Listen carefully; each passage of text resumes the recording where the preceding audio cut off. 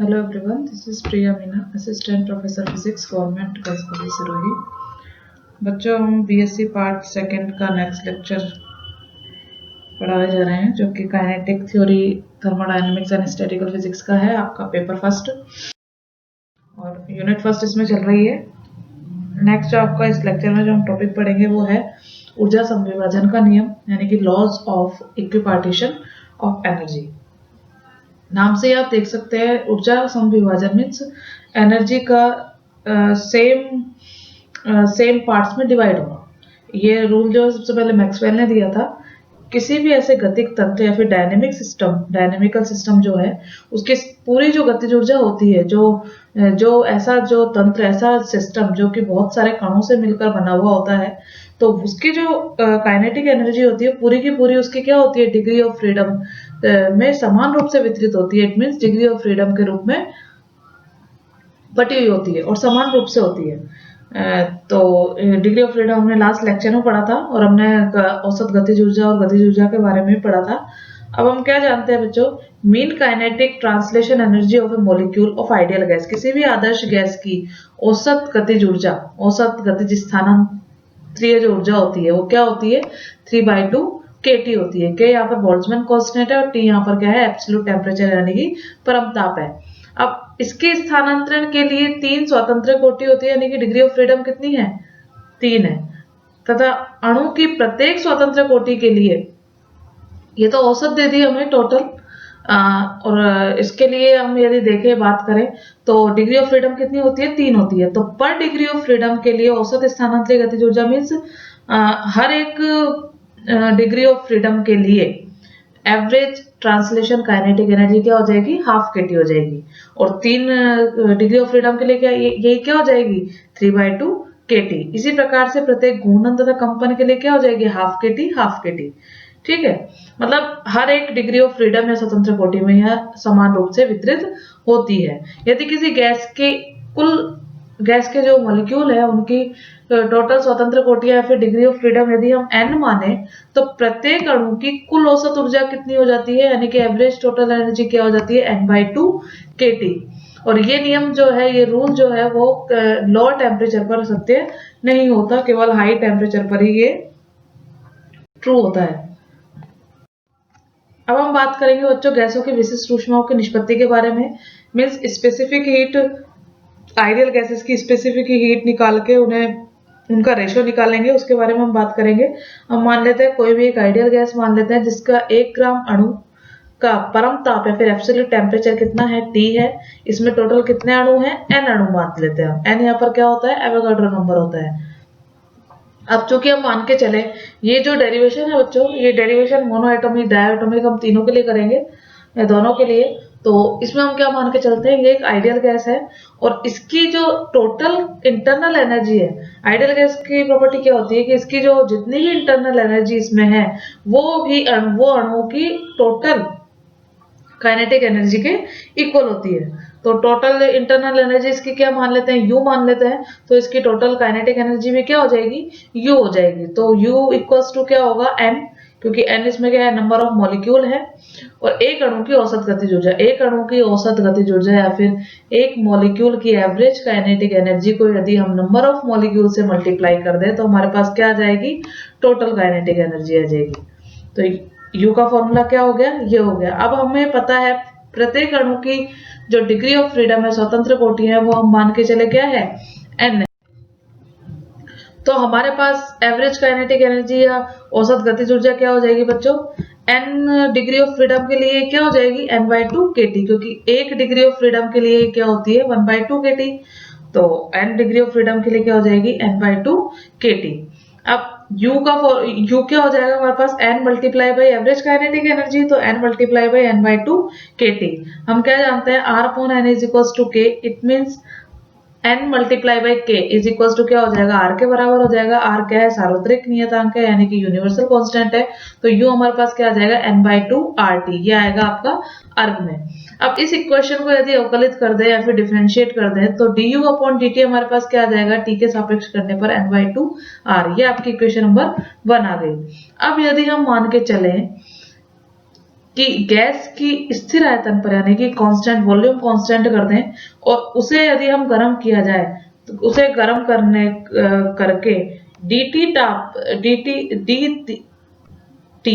ताप में वृद्धि की जाती है। उसे कोई भी गैस है उसे यदि वॉल्यूम उसका कांस्टेंट रखा जाए और उसके टेम्परेचर में इंक्रीज किया जाए, उसका टेम्परेचर बढ़ाया जाए, उसका टेम्परेचर कितना बढ़ाया जाए, dt बढ़ाया जाए, तथा यदि स्थिर आयतन पर उसकी आणविक विशिष्ट ऊष्मा it means constant temperature constant volume पर उसकी मॉलिक्यूलर स्पेसिफिक हीट Cv यदि हम माने यानी कि आणविक विशिष्ट ऊष्मा उसकी Cv माने तो गैस को दी जाने वाली जो ऊष्मा ऊर्जा होगी, हीट एनर्जी होगी, क्या हो जाएगी, Cv मल्टीप्लाई बाई dt यहाँ पर क्या है, जितने उसके टेम्परेचर में हम इंक्रीज करने हैं। ये हो गया आपका कैलोरी में। इसे अर्ग में लिखेंगे तो हम क्या लिख देंगे, J.Cv dt, ये हो जाएगा आपका अर्ग में। J यहाँ पर क्या है, पर कैलोरी जो अर्ग कोई नंबर होता है ना, वो यहाँ पर J है, तो इसे हम अर्ग में कन्वर्ट करने के लिए J से मल्टीप्लाई कर देते हैं।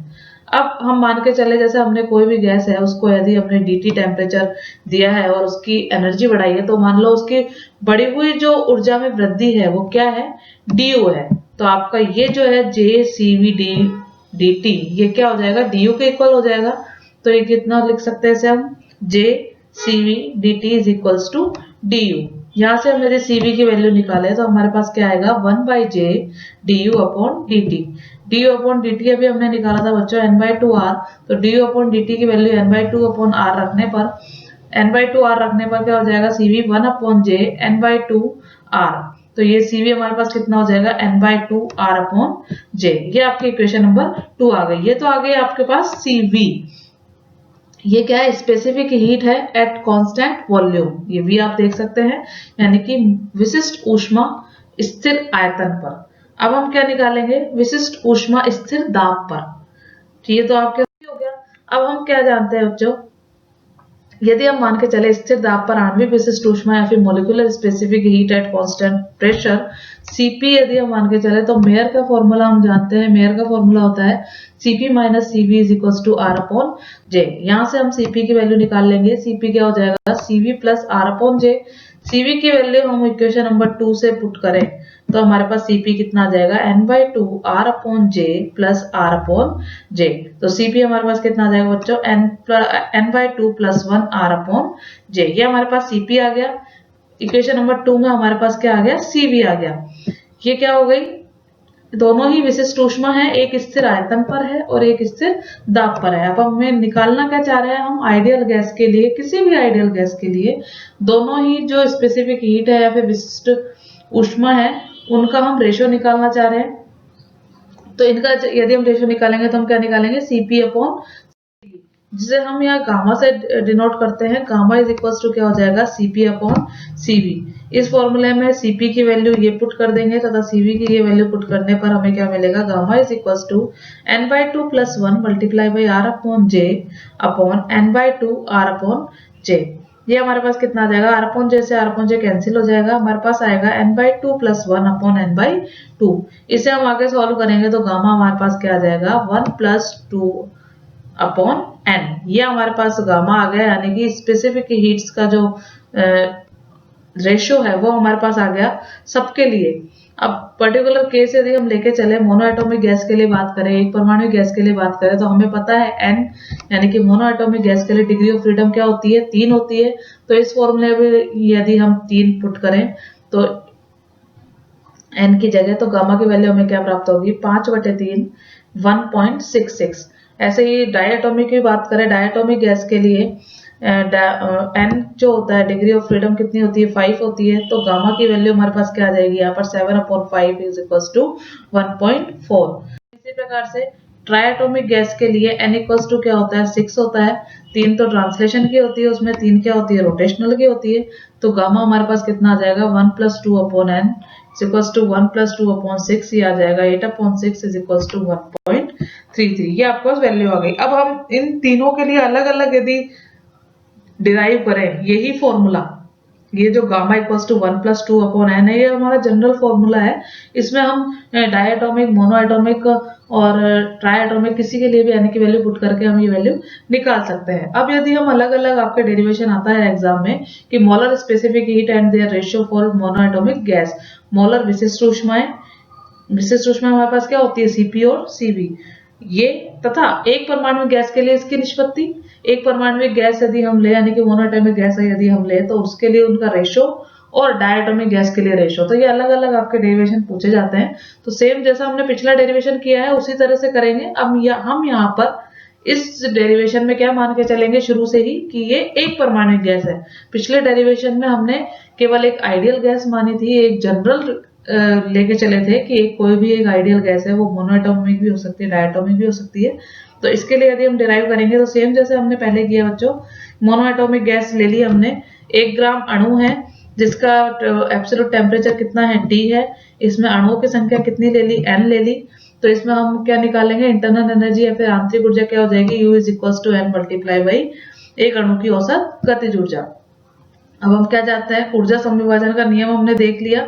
किसी भी अणु की गतिज ऊर्जा या काइनेटिक एनर्जी क्या होती है, हर एक डिग्री ऑफ फ्रीडम के लिए U = ½ kT।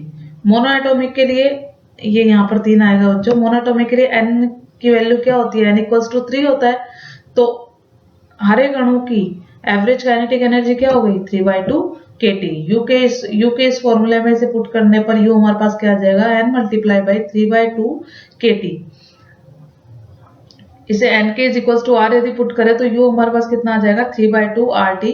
जैसा हमने पीछे डेरिवेशन में किया था, इसका डिफरेंशियल करेंगे या फिर अवकलन करेंगे, du/dt, ये कितना हो जाएगा, 3/2 R। वही हम सेम करेंगे स्थिर आयतन पे, यानी कि आयतन को कांस्टेंट रखते हुए गैस को यदि गर्म करेंगे तो उसके टेम्परेचर में यदि हम मान के चले कि इंक्रीज कितना हो रहा है, dt हो रहा है, तो फिर मोलिकुलर स्पेसिफिक हीट उसकी हम Cv लेके चले तो उसको दी जाने वाली जो हीट एनर्जी है वो क्या हो जाएगी, JCV dt अर्ग में ये होगी। अब उसे यदि dt टेम्परेचर में वृद्धि की जाती है तो उसकी ऊर्जा में जो वृद्धि होती है उसे यदि हम du मान के चलें तो हमने जैसे अभी किया था, JCV dt = du। यहाँ से हम Cv की वैल्यू निकाल लेंगे, 1/j du/dt। du/dt की वैल्यू बच्चों हम यहाँ से पुट करेंगे तो ये आ जाएगा हमारे पास, Cv क्या आ जाएगा, 3/2 R/j। ये हम स्पेसिफिक लेके चल रहे हैं मोनोएटॉमिक गैस के लिए। वहां पर हमारे पास N/2 R/j आया था क्योंकि वो जनरल फॉर्मूला था। अब हम मेयर के लॉ से क्या जानते हैं, Cp - Cv = R/j। तो Cp हमारे पास क्या हो जाएगा, Cv + R/j। Cp = कितना आ जाएगा, यहाँ पे Cv की वैल्यू यदि हम पुट कर दें, 3/2 R/j + R/j। Cp हमारे पास आ जाएगा 5/2 R/j। अब यदि हम फाइनली मोनोएटॉमिक गैस के लिए इनके रेशो ज्ञात करें, Cp/Cv, तो Cp/Cv क्या आ जाएगा, 5/2 R/j, और Cv कितना है हमारे पास, 3/2 R/j। ये हमारे पास कितना आएगा, 5/3 गामा। ये आ गया आपका मोनोएटॉमिक के लिए। सेम अब मोलर स्पेसिफिक हीट या फिर मोलर विशिष्ट ऊष्मा द्विपरमाणु गैस के लिए यदि हम बात करें तो पिछले वाले डेरिवेशन से ही हम बात करेंगे। यहाँ पर बस हमारे पास N = क्या आ जाएगा बच्चों, 5 आ जाएगा। N = 5 रखने पर U की वैल्यू क्या आ जाएगी, N × 5/2 kT। तो U हमारे पास क्या हो जाएगा, 5/2 RT। ये आपका अर्ग में आ गया। सेम du/dt यदि हम कर दें, अवकलित कर दें इसको, तो ये आ जाएगा 5/2 R। अब हम क्या जानते हैं बच्चों, du क्या होता है हमारा, JCV dt। तो Cv की वैल्यू निकाल लेंगे यहाँ से, 1/j du/dt। Cv की वैल्यू, du/dt की वैल्यू डायटोमिक के लिए हम यहाँ पे पुट कर देंगे तो हमारे पास Cv क्या आ जाएगा, 5/2 R/j। तो ये हमारे पास कितना आ गया, Cp - Cv = R/j। हम जानते हैं मेयर्स लॉ से, तो Cp की वैल्यू यहाँ से हम निकाल लेंगे। Cp की वैल्यू क्या आ जाएगी, Cv + R/j। Cv की वैल्यू डायटोमिक के लिए 5/2 R/j पुट करेंगे तो हमारे पास Cp कितना आ जाएगा, 5/2 R/j + R/j। तो Cp हमारे पास कितना आ जाएगा बच्चों, 7/2 R/j। ये हमारे पास डायटोमिक के लिए है। Cv की वैल्यू डायटोमिक के लिए क्या है, 5/2 R/j। इसके लिए अब हम गामा की वैल्यू निकालेंगे तो Cp/Cv करेंगे। Cp/Cv यदि हम करेंगे तो ये हमारे पास क्या आ जाएगा, 7/5। तो गामा कितना आ जाएगा, 7/5। अब यदि हम एग्जांपल लेके चले, जैसे एग्जांपल मोनोएटॉमिक का या फिर एक परमाणु का क्या होता है, एग्जांपल हीलियम होता है। तो हीलियम के लिए Cp की वैल्यू क्या हो जाएगी 5/2R/J। ये एक मोनोएटॉमिक गैस होती है। और डायटोमिक का यदि हम एग्जांपल लें तो उसके एग्जांपल में क्या आता है, हाइड्रोजन एटम आता है। तो बच्चों ये थी हमारी मोलर स्पेसिफिक हीट्स और ऊर्जा संविभाजन का नियम। ये आपकी डायटोमिक और मोनोएटॉमिक दोनों के लिए पूछी जाती है एग्जाम में। जनरल फॉर्मूला भी पूछा जाता है कई बार, और कई बार आपको टोटल पूछ भी लेते हैं कि अलग अलग मोनोएटॉमिक के लिए और डायटोमिक के लिए डिराइव कीजिए। Thank you.